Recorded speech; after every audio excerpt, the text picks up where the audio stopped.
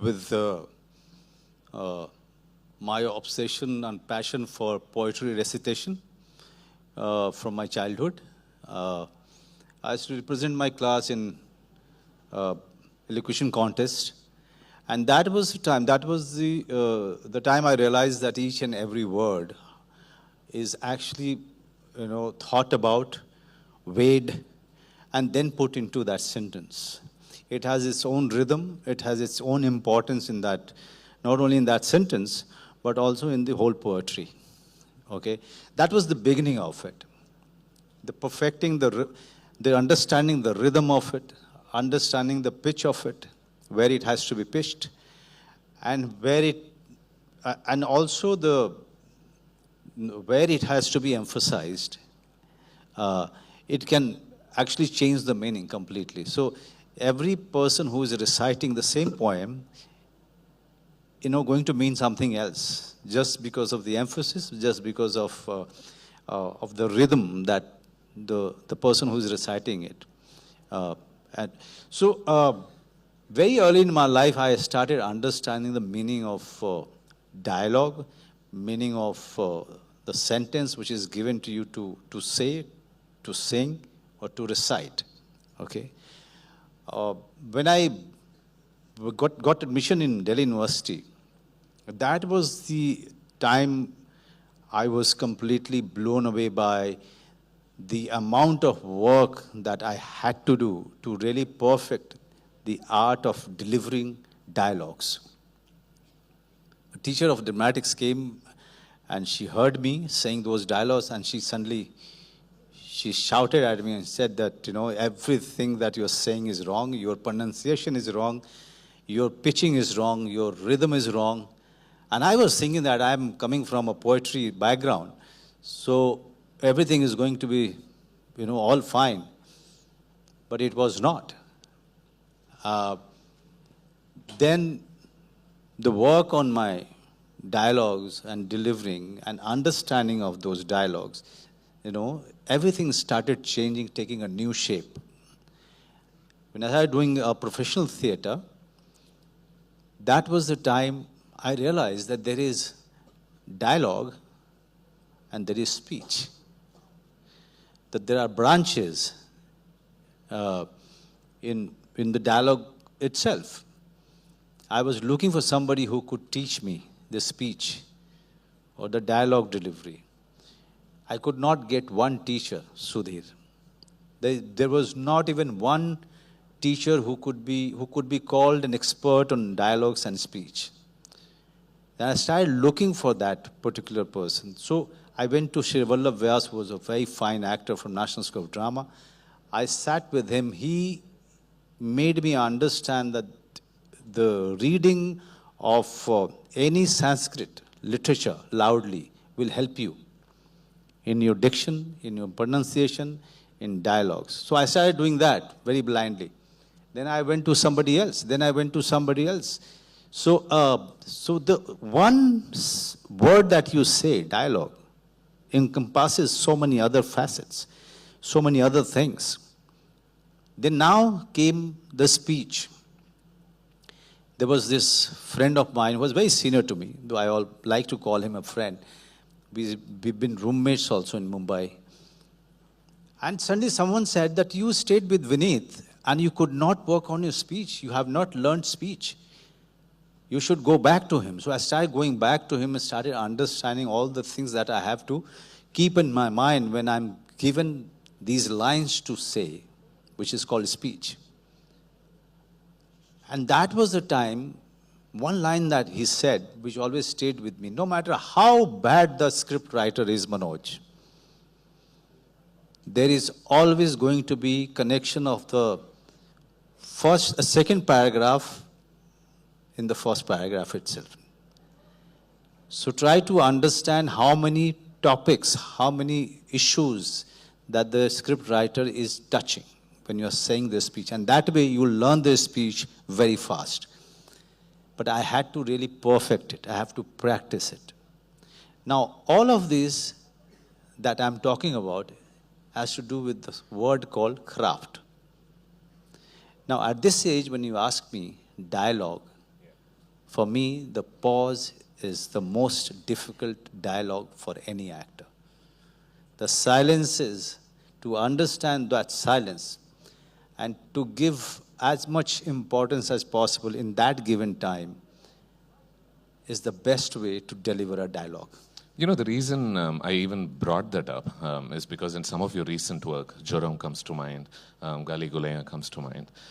These are films that are defined by a certain silence within the film as well. Right.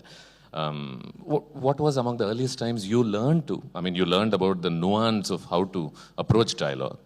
But what about when there is no dialogue? Yes. How important is that? When there is no dialogue, there are too many dialogues. It's just that you are not voicing it, you are not saying it, but they are happening inside your brain, they are happening inside you. And that is where, actor's job is far more important. What are the dialogues which is happening in your brain when you are just looking into oblivion or just looking at the other character? What are the dialogues that the character wants to say but he's not saying it? That you have to coin. No scriptwriter will give it to you. And that is why I say when there is no dialogue, there are too many dialogues for an actor to write within himself. Because even today, what is thought of as a great performance, if there's a certain clip that needs to be shared about on social media, it's usually a clip of a person reciting a long dialogue. Right? There is a tendency to think of a certain memorization of lines as the pinnacle of expression on some level, at least in mainstream cinema. That's because, in that clip, you were trying to, attract the audience's attention. So dialogues are the best way, when it is said. So many performances of mine, my speeches have become very popular. So people like to put those, small clips as reels to get the attention of the viewer. It's easy way to do it. But when you put a Bhosle's shot, which has no dialogue, I would love to see that. I would love to see what all was happening in Bhosle's mind, and as an actor, how far I succeeded in conveying those dialogues that were unseen, unsaid. So on some level, are you constantly engaged in a conversation with the director, maybe knocking off certain lines, maybe asking certain questions off the script? Hey, does this need to be said? Does this need to be said as long? Right. I mean, when you are young, when you are thriving, you give so much importance and weightage to the dialogues that even if one dialogue is cut away, you actually fight for it. You think that this is the opportunity for me to really get the attention of the viewers towards myself. But as you age, as you mature, as you live your life, and as you go through so many performances, you feel that many of the dialogues which are written there are unnecessary, or some of them are repeating themselves. So that is where I personally feel, Sudhir, that actors, there are two phases of actors, every actor. One is before 40 and one is after 40. Before 40 is when you are trying to mature, living life, trying to understand the flow of life, your own conflicts, the confusion. It's only after 40 you start realizing what all you've done and what all you could do and what all could happen. And not everything was unpredictable. It's just that I was too young to understand it. Is that because there's a tendency for people to notice that time is not infinite as previously thought, maybe before the 40s? I couldn't get it. Is that because earlier on, it feels like, there's a lot of life left to be lived. Yeah. But maybe when you hit 40, you're suddenly sort of looking back and starting to notice that there is a limitation. There's limitation. Yeah. There is limitation, and also you suddenly start realizing that there is a futility in wasting too much energy on everything. There are many ways you can achieve those things without wasting that much of energy. You know that just by raising this finger, I can say too many things. I don't need to get up and raise my finger. Just by sitting here and looking, I can convey the same meaning. So all of these things, come to you only after after a few years of not only performing, but also a few years of living life. People who've extensively followed your work know your dedication to it, know how you allow for yourself to be consumed by the characters that you play in a way that few actors generally do. And I was thinking about it, and I wondered what toll that would take on you, the person. You know, on Manoj Bajpai, the husband, the son, the citizen, the individual. When you allow yourself to be consumed by certain characters, maybe you take them home, maybe you're suffering a bit too much. Suffering is the right word. Actually, I can't say that, I have come out of all the characters I have played till now. No. It's just that, those characters and the work I have done on them, they may be still there. I never try to, get them out of my system. It's just that I chose I just moved on to some other things, right? But the bruises of those characters, they must be there. I think that is why somewhere I feel that the actors who take that route to perform a character, they become quieter, they become far more moody, far more unpredictable to themselves. When I'm not talking to Sudhir, I would like to, sit in a corner and observe people from there, or be with myself rather than talking, right? So I think it's the clashing of too many characters, because brain is something has been storing everything. The person Manoj Bajpai and his conflicts and his life and his confusions and his tragedies and his romance of life, everything. And there is another corner which has been storing all the characters that he's been playing, because he was, as you said it so rightly, I was playing it in a way that I completely thrown myself into the fire to achieve that. So I can't say that they have that approach didn't harm me here, or didn't leave a bruise somewhere, didn't leave a mark somewhere. It has. I'm not aware of it, and I don't want to be aware of it. I mean, obviously, it's not as basic as a character speaking through you in your life. Right. But you're talking about the subconscious impact of subconscious impact is always going to be there. But sometimes I feel that is my moodiness or my desperate, seeking for silence is also maybe because of that. In hindsight, do you feel the sacrifice is well worth it? Because it is a sacrifice of your own self in some level, is it not? It's all worth. I just love, till now, you give me a character which can just make me wake up at 4 o'clock in the morning. I start looking forward to my day.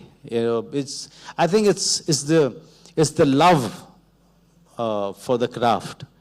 It's the passion for what I do, and the obsession with which I like to play all the roles. Maybe because of that. Other than that, I'm a father and I'm a husband.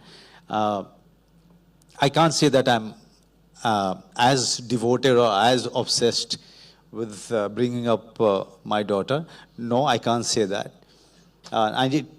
I somehow feel that I can't do it, because if I'm obsessed so much with one aspect of my life, I can't be equally devoted and obsessed with the other aspect of my life. It's just that I'm lucky that both of them are quite understanding enough that they know that this guy needs to get out and do the job, right?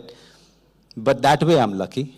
Otherwise, I'm better on the set than at home. On some level, because of this dedication that you have shown towards cinema, the craft of acting, there have been lots of beneficiaries, viewers included. One of them, Devashish Makhija, I had a conversation with him ahead of speaking with you. And he was talking about how grateful he is that someone of your stature allowed himself to express himself through the films that he does. And I wanted to ask you this because, you are an attractive actor for a lot of filmmakers out there. Could you speak of the joy of collaborating with new voices when the whole world of filmmakers is pretty much available for you? It's both ways, Sudhir.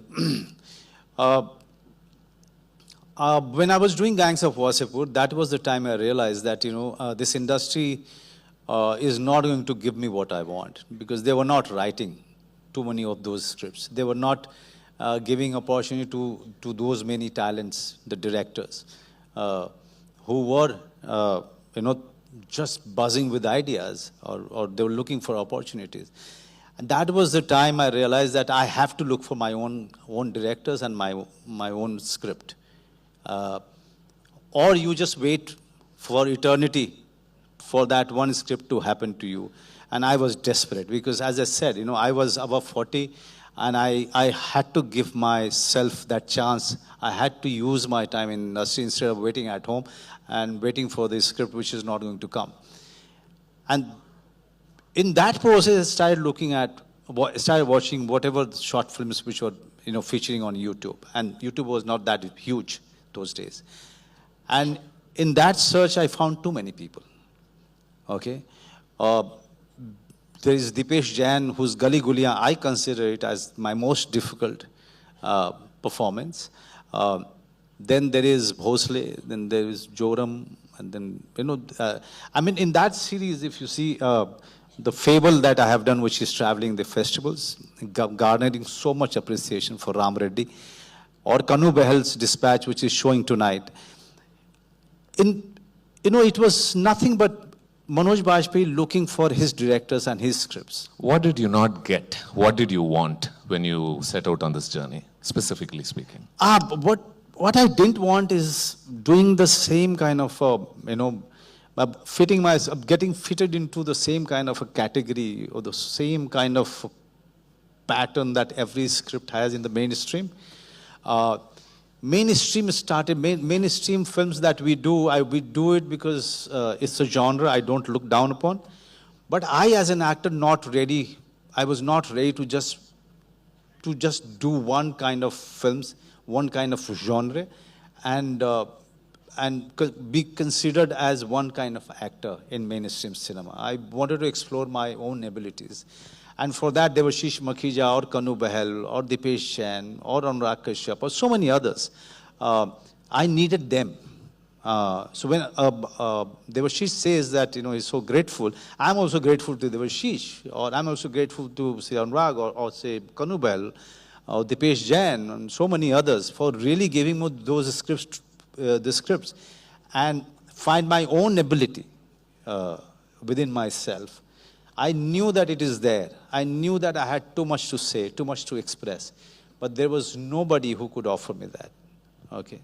When you watch these films, it's evident the sort of internalization that you've done towards these characters, the nuance you bring to these performances. Does it then pain you on some level that what is considered to be mainstream cinema and, the number of takers it gets is quite disproportionate in comparison with the takers that some of this, cinema gets, right? Right. For independent cinema, it was always very difficult. But things started looking better in between. But now again, we hit the rock bottom. Just when we are talking, we are at the lowest right now. Because with the OTT platforms, we always thought that there is a very strong platform which is going to be mentoring those films. But now even the OTT platforms stopped welcoming that genre or those kind of, that kind of creativity. So it's a difficult time. It's a time that we'll have to brave through, and things are going to look better. But as we were talking in the backstage, that we are living in a time of uncertainty, conflict, extreme conflict in the world, extreme confusion. You really don't know who are we against.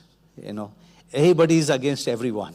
We are living in that time. So it kind of reflects everywhere, and industry is not going to be untouched with that confusion and uncertainty. I know that one day, independent cinema will start rising again, because they are very independent cinemas are the only genre or kind of cinema that is actually staying true to the definition of cinema as an art. Cinema for entertainment, mainstream, has always been very, very popular. Cinema for business, there is always a taker. The people who come into it just for the heck of the business, they have always been doing well, or they have always been they've always had the audience, queuing up for them. But what we need now is in this difficult time, to mentor independent cinema, because this is the cinema which will determine the growth of Indian cinema. Without this, cinema will only be a business and nothing else. Because we are now discussing about different kinds of cinema and what they're able to offer to actors, I want to ask you this. There is a certain narcissism associated with being an actor on some level, because you get to see yourself on screen, you get to, savor the pleasures of people watching you. But what I wanted to ask here is, how have you managed to remain insulated from the pleasures of stardom? Because you could so easily have chosen that path. Oh, yes. And thank you for mentioning that. I don't know. I just love strolling in the market and buying my own vegetable. I just love it.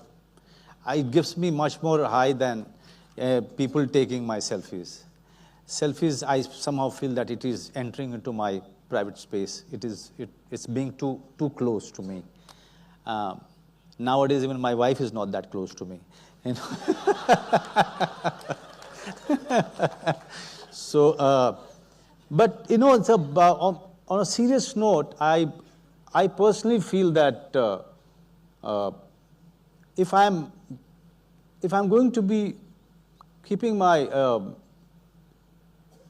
car window black, how I'm going to be close to the people? How I'm going to understand what they are going through? How I'm going to observe them, get those characters, get their mind into my performance. More I'm going to cut off from them, more downwards my journey will go. It's going away from, my kind of an actor can't afford to be away from the people, simple, okay? Because I have not been chasing stardom ever.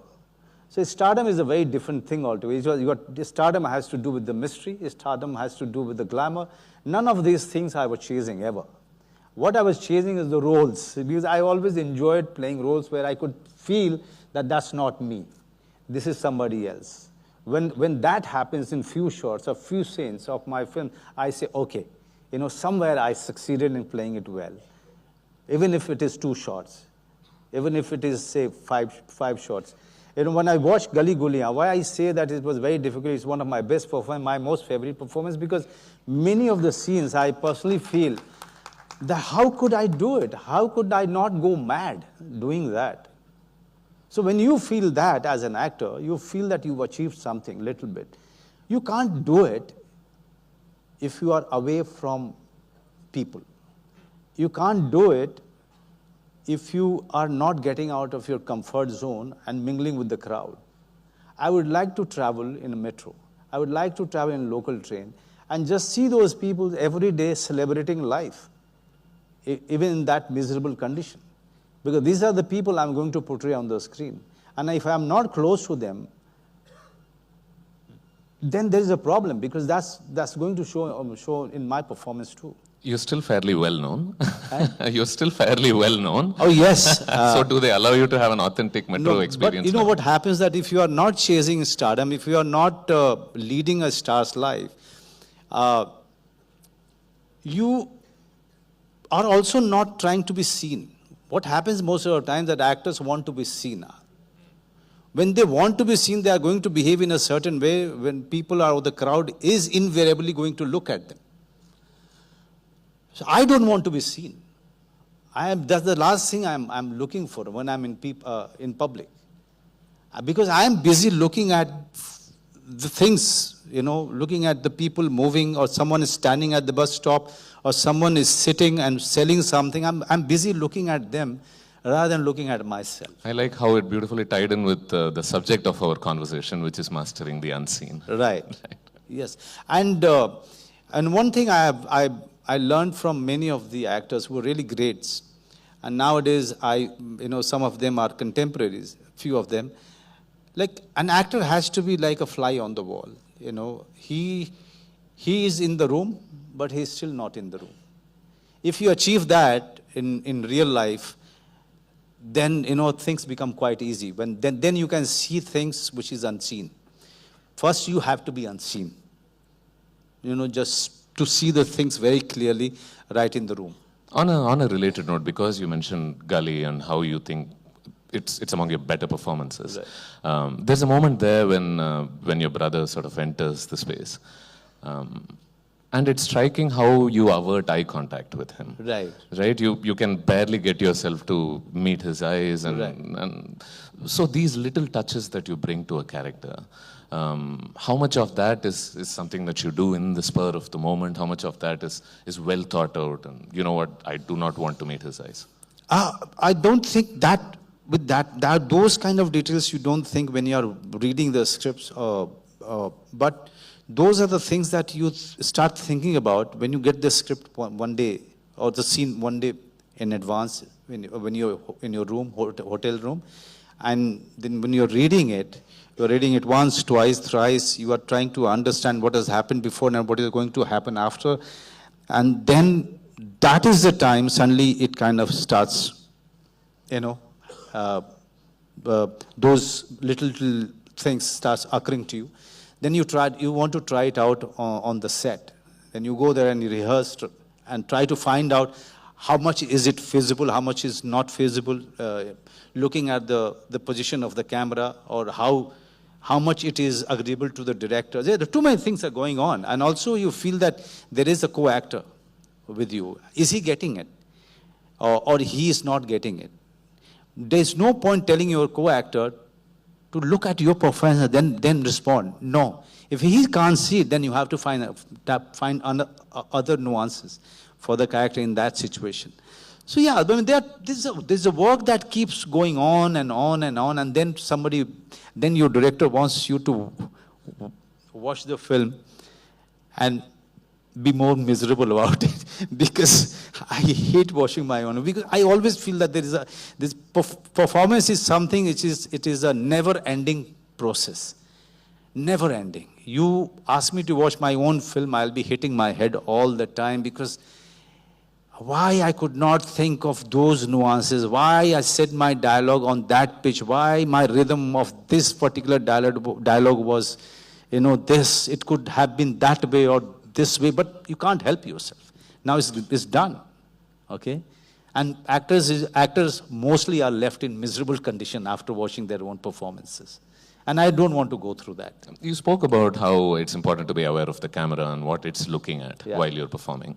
On a related note, I mean, you come from a background in theater.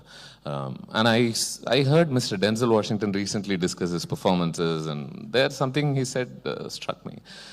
He spoke about how films are not an actor's medium at all, and how they are only a filmmaker's medium. Yeah. I've said it. I think there was a funny thing you mentioned where you can deliver the performance of your life, but the camera is focused on your shoes. What you're going to do about it? Yeah, I mean, whether camera is focused there or not, you suddenly find in the final print that editor or director, they didn't even find that shot of yours important enough to be kept in that scene, and they are focusing on something else, on the board at that point of time. So it's not your medium. It's not an actor's medium. Theater is actor's medium. Once the curtain is up, it's for 2 hours. The actors are on stage. They are controlling all of these people, the audience. They are controlling each and every move on stage is deciding the audience's gaze or the viewing.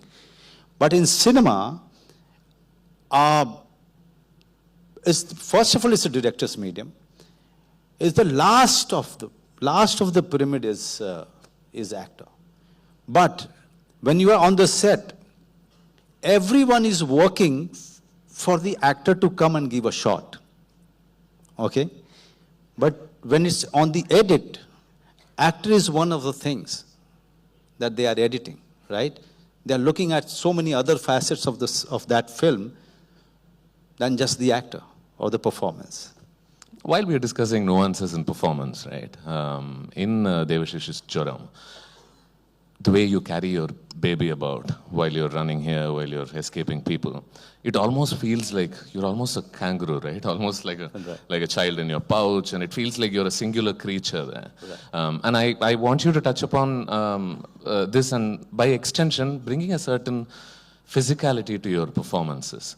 Right? Often the sort of physical transformation that's extensively discussed is losing weight or putting on weight or having a six-pack abs. These are the physical transformations that are often spoken about. But these little details often go unnoticed. I mean, there is a difference between the body language or the physicality of my character when he is young. He's a rebel, okay? So his physicality is very different.